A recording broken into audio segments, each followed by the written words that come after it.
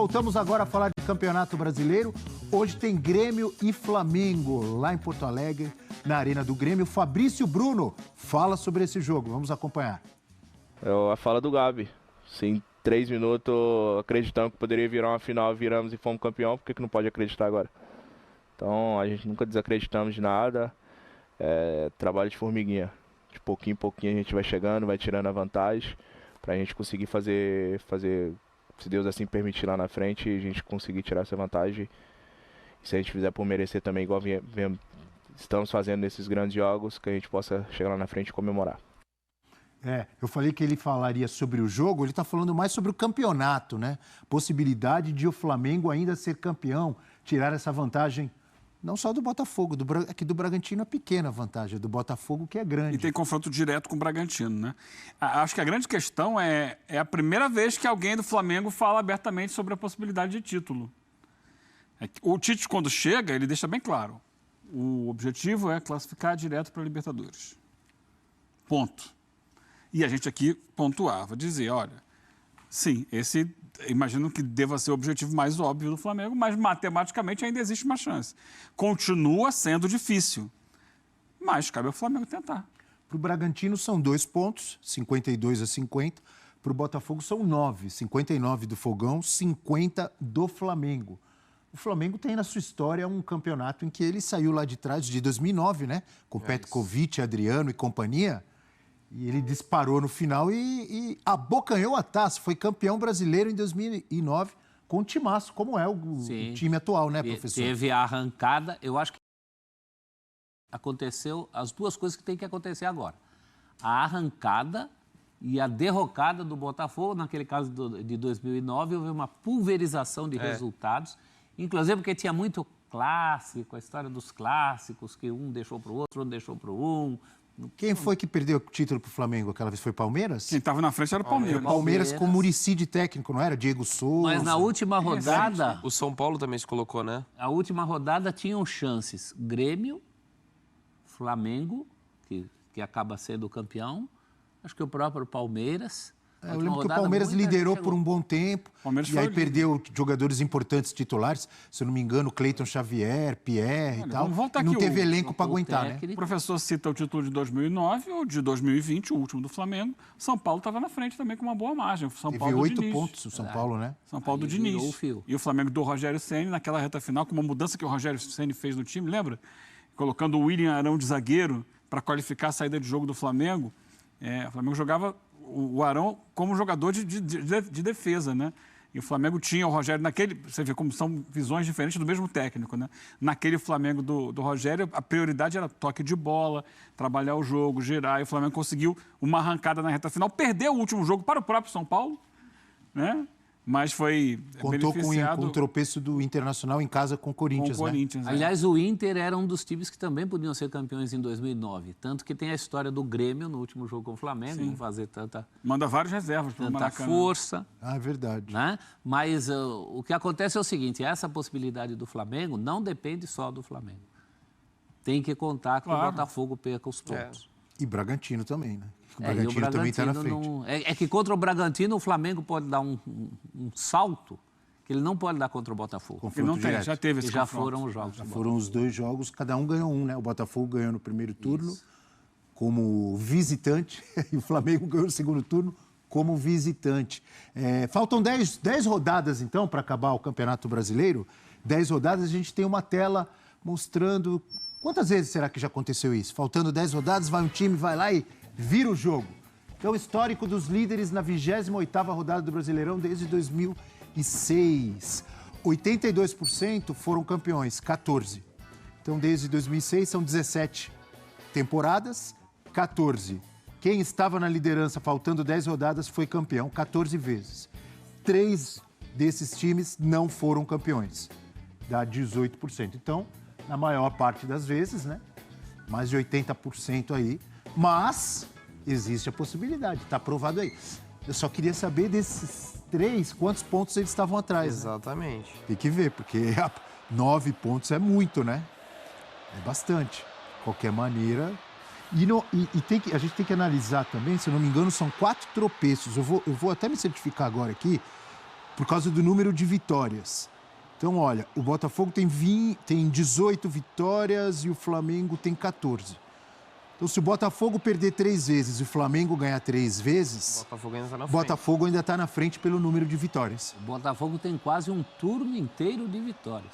Se você considerar que um turno são 19 jogos, o Botafogo já tem 18 vitórias e deve fechar. Tem pelo menos um turno de vitórias. Isso é muito significativo. O Botafogo não empatava. Então, faltam 10 jogos, você vê. O Flamengo precisa de 4 tropeços do Botafogo para ele conseguir passar à frente. Em 10 rodadas, não Mas é eu fácil. acho que a primeira coisa é continuar com um jogo consistente, fazendo os seus pontos. Eu acho que é o que o Tite está recomendando para o pessoal. Vamos jogar primeiro e fazer conta depois. O discurso da apresentação dele, para mim, não muda em nada. Não é essas 2 vitórias que fazem mudar. O título ainda é um sonho e não depende do Flamengo, depende do Botafogo. O Flamengo tem que primeiro fazer a parte dele, pensar até na classificação direta da Libertadores. Tudo bem, o momento é bom, o Flamengo tem potencial para evoluir, mas a briga ainda é essa porque está muito embolado aquela região da tabela. Se a coisa se desenhar, vai ser consequência do que o Flamengo vier a fazer.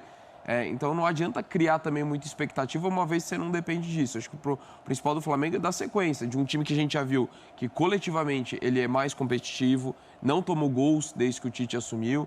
Então o Flamengo acho que tem um rumo muito positivo, mas esse papo de título é melhor deixar para lá, pelo menos por O que o enquanto. Flamengo pode fazer é aumentar a sombra em cima do Botafogo. É a cada rodada mostrar, eu estou aqui. Eu E o estou fato aqui. de o jogo Fortaleza e Botafogo ter sido adiado, né? Era para ter sido realizado ontem, não é? Isso. É ontem, porque o Fortaleza tem a final no sábado e tal. E aí, por causa de tudo que aconteceu no final de semana lá no Newton Santos, Botafogo teve que jogar o segundo tempo domingo. Isso é muito ruim para o Botafogo, porque o Bragantino joga hoje, o Flamengo joga hoje. Caso eles pontuem, principalmente com vitória, a diferença diminui. Ah, mas o Botafogo está com o jogo a menos e não jogou. Mas vai jogar esse jogo mais pressionado. Eu não gosto. Porque vai ver, aparecer lá na tabela, ó, a diferença era de 7, passou para... Se o Bragantino ganhar, essa é uma questão psicológica. passou para 4, é psicológico. Se o Flamengo ganhar, passou para 6. Mas tem outra que é mas prática. o Botafogo tá com o jogo a menos, o jogo com o Fortaleza. Mas ele não jogou ainda. E você tá olhando a tabela, já tá 6. E o foco do Não é? Fortaleza muito para esse ruim. jogo vai ser outro também, né? O foco do Fortaleza. E tem uma questão prática também. Se esse jogo acontecer na data FIFA, pode ser que o Botafogo esteja desfalcado Também por tem isso. jogadores de seleção. O Botafogo reclama muito da CBF, o Textor, inclusive, disse que fez ver a entidade porque a sua irritação, o seu repúdio à decisão, porque, segundo ele, esse prazo de 66 horas não cabe no caso de um jogo que foi remarcado, um jogo que foi interrompido e continuado no dia seguinte. E jogaram 40 minutos. Era possível, dentro do regulamento, que o Botafogo jogasse na terça-feira e, teoricamente, o prejudicado era o próprio Botafogo. Só ele. Era ele que tinha menos tempo para jogar e ele queria jogar. Então, foi uma decisão da CBF que contrariou bastante o Botafogo, a torcida está muito irritada, a diretoria também está irritada, mas a decisão está feita e agora não adianta nem recorrer, porque nada vai fazer o jogo acontecer ontem. E isso, por outro lado, também beneficiou o Fortaleza, que vinha numa sequência de resultados ruins, com a cabeça voltada completamente para a final da Copa Sul-Americana, tinha perdido para o Vasco, tinha perdido para o Bahia, e ia completamente sem foco para o jogo com o Botafogo. Ia ser ruim pelos dois lados, porque poderia perder mais um jogo de Campeonato Brasileiro e complicaria sua classificação no Brasileiro. E, ao mesmo tempo, uma terceira derrota às vésperas de uma decisão jogaria também a motivação do time para baixo no jogo contra a própria LDU. A gente sempre tem que ver os dois lados. E eu fui o primeiro a falar e concordo que o Botafogo tem que estar indignado, mas a CBF pode argumentar, ou os outros clubes, que o problema foi criado por causa do Botafogo, de um problema dele, interno, da iluminação Abel, do seu estádio. Essa é uma questão... Foi ninguém que criou isso. O Botafogo é que falhou ali. Essa é uma questão que o Botafogo questiona em relação à fornecedora de energia, lá, no caso do Rio Light e tal. Mas esse é um ponto. E outro ponto é era possível, dentro do regulamento, o jogo ser realizado na terça-feira. A questão é que no Porque Brasil, foi um jogo remarcado, um final de jogo remarcado. aqui a gente banaliza muito o efeito dominó que essas coisas causam, né? O combinado não é caro. Existe uma tabela original, eu acho que você tem que sempre fazer um esforço máximo de manter o que está combinado antes. Eu não gosto de venda de mando de jogo, não gosto, porque isso cria um efeito dominó. Eu não gosto de mexer em data, porque nesse campeonato já tivemos aí Corinthians e Grêmio, Vasco e América de Minas, fechando o turno quando acabou o turno. Eu não gosto de nada disso, porque isso muda a história do campeonato.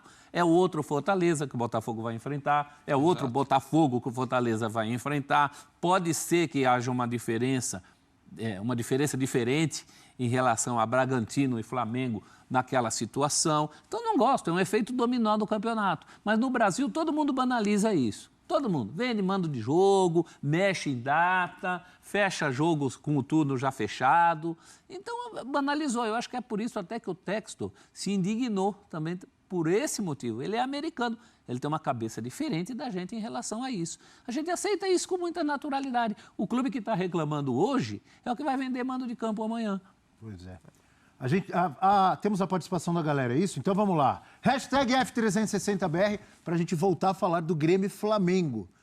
Eu mesmo direcionei ali para o Botafogo porque o Fabrício Bruno falou sobre a possibilidade de o Flamengo alcançar e ultrapassar o Botafogo e ser campeão.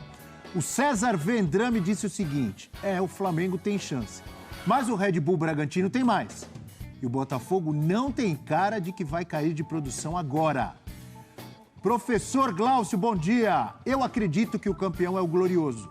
Mas se tropeçarem e nosso time não bobear, quem sabe? Bom dia, meus queridos. Ele fala de Laguna, Santa Catarina. Um beijo para toda a galera, rapaziada lá de Laguna. E a gente tem uma tela com o Flamengo como visitante no Brasileirão. E é bom lembrar, último Grêmio e Flamengo lá na Arena do Grêmio. Essa lembrança é boa para a torcida do Flamengo pela Copa do Brasil, não foi? Copa do Brasil. Flamengo passou por cima. Quanto foi o jogo? 2-0? Jogou muito melhor que o Grêmio. E muito rendimento. Né? Aliás, o Grêmio... Um gol do Gabigol, jogada do Bruno Henrique e o outro não me lembro. O Grêmio não vence do Flamengo na Arena desde 2018. E nos últimos 15 jogos no geral, o Grêmio venceu 1 e perdeu 11. Então, é um freguesaço do Flamengo. Talvez o grande jogo da gestão Sampaoli, né? Acho que sim. Eu não consigo apontar outro melhor. Um grande jogo de rendimento. E o Flamengo é o melhor visitante do Brasileirão, 25 pontos. É o que teve mais vitórias, mais gols marcados, ações na área. Olha, lidera em todos os quesitos, grandes chances e chutes até a marcar. Com o Tite venceu o Cruzeiro no Mineirão por 2-0 e, obviamente, com o Sampaoli também teve outras vitórias, André. É que o Grêmio é bom mandante também. É terceiro melhor mandante do campeonato. Um contraponto aí. Mas você tem uma ausência de Luis Soares que faz uma diferença tremenda, né? E um Flamengo que se acertou defensivamente ali, acho que é muito cedo para falar, né? Foram só 2 jogos, mas muito mais competitivo. Dos 43 gols que o Grêmio fez no Brasileiro, 16 passaram pelos pés do Soares. Foram 9 gols e 7 assistências. É quase 40% dos gols. A ausência dele, então, faz muita diferença. E um Flamengo mais equilibrado. Até por isso, apesar do Grêmio ser forte em casa, mas pela má fase que está vivendo, né?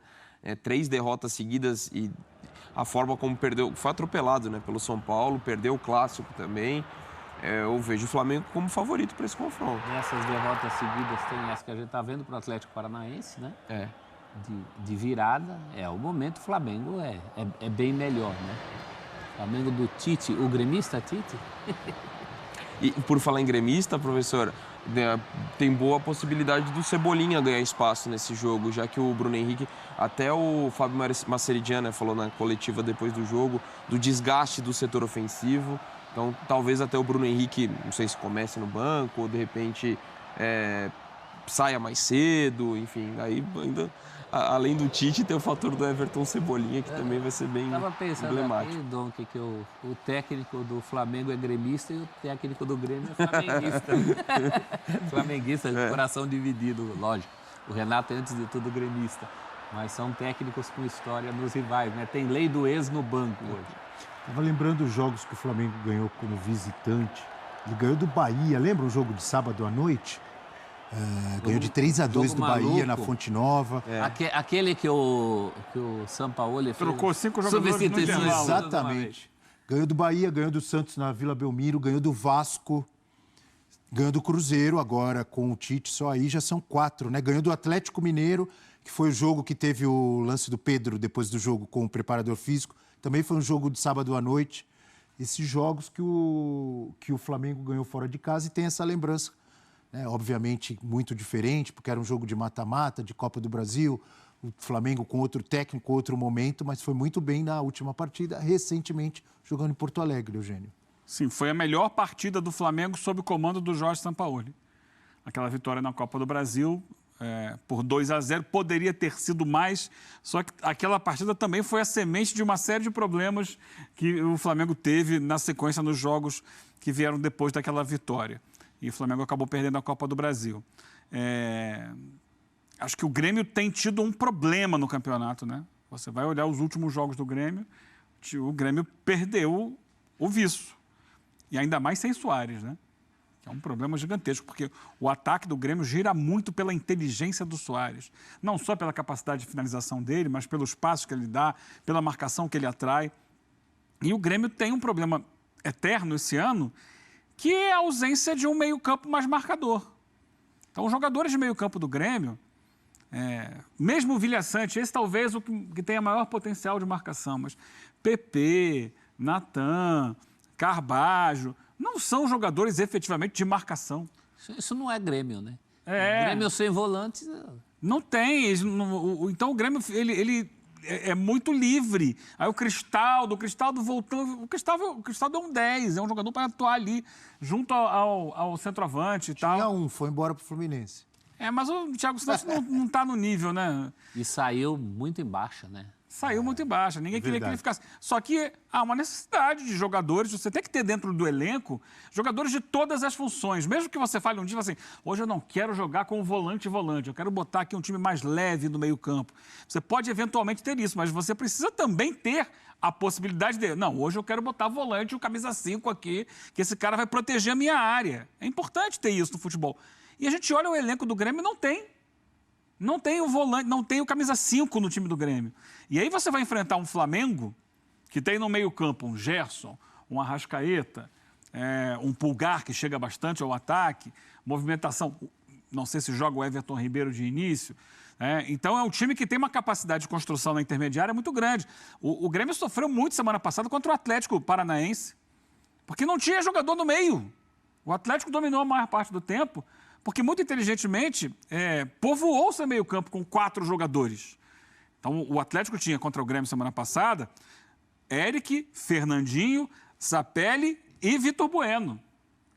Os 4 jogando na intermediária de ataque e o Grêmio não tinha jogadores para barrar essa produção ofensiva. E a liberdade que o Atlético Paranaense teve é uma liberdade que o Flamengo pode ter para construir jogadas ali, trocando passes na intermediária, até chegar à área. Então é um problema. E o Grêmio caiu de produção, vive um momento de estagnação no campeonato.